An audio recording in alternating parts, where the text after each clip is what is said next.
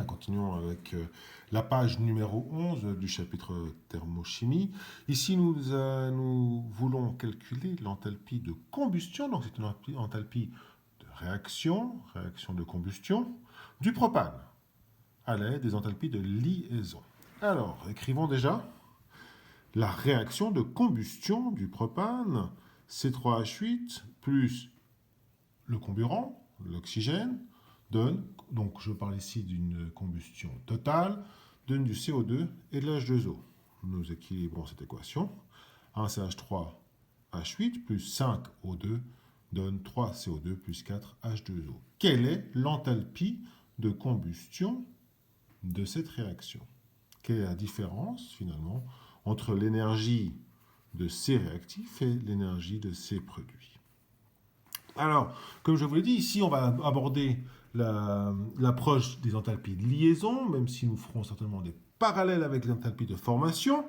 Mais partons maintenant de la formule développée du C3H8, du propane.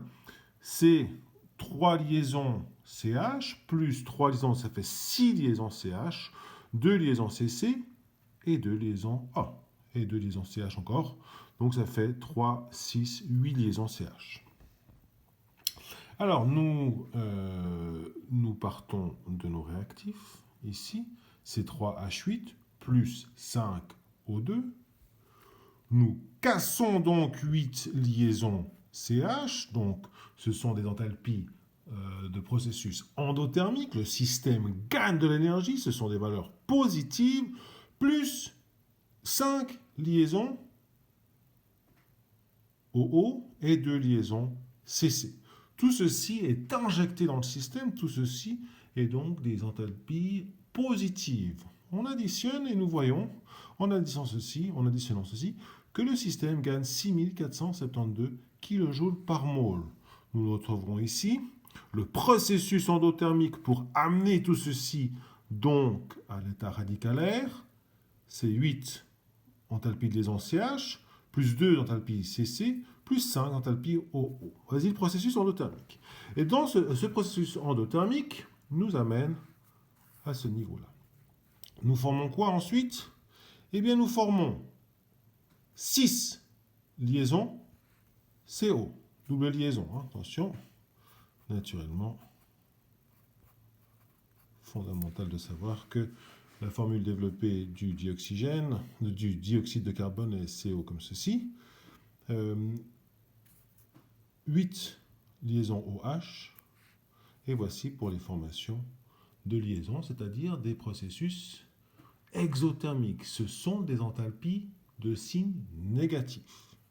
D'accord? Donc, moins 6 delta LH, moins 8 delta LH OH, et ceci libère, le système doit libérer 8162 kJ par mol. Donc, notre système part d'ici et redescend là en bas. Et donc, la différence entre la fin et le départ, c'est ça. Donc, nous aurons moins 8162 plus 6472. Nous sommes sur une différence de moins 1690, qui est l'enthalpie de réaction. D'accord? Alors, maintenant, il faut savoir que les enthalpies de combustion sont publiées dans les tables. D'accord? Et nous trouvons une enthalpie de combustion différente de celle que nous obtenons ici. Maintenant, il faut savoir que ces enthalpies de liaison ont des faiblesses car elles sont moyennées.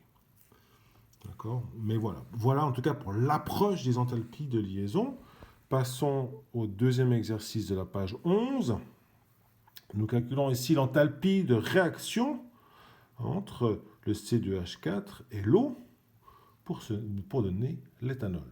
C2H4, voici la formule développée, plus l'eau donne l'éthanol.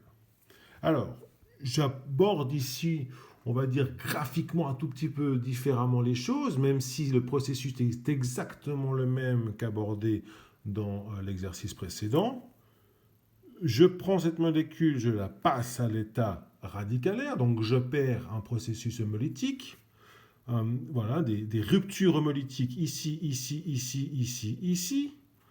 Donc, 4 fois CH plus une liaison CC. Ensuite, ça, c'est équilibré, c'est tout bon. Donc, je dois juste opérer deux ruptures ici homolytiques OH. D'accord? Donc, si je fais ça, plus ça m'amène le tout ici, dans l'état radicalaire.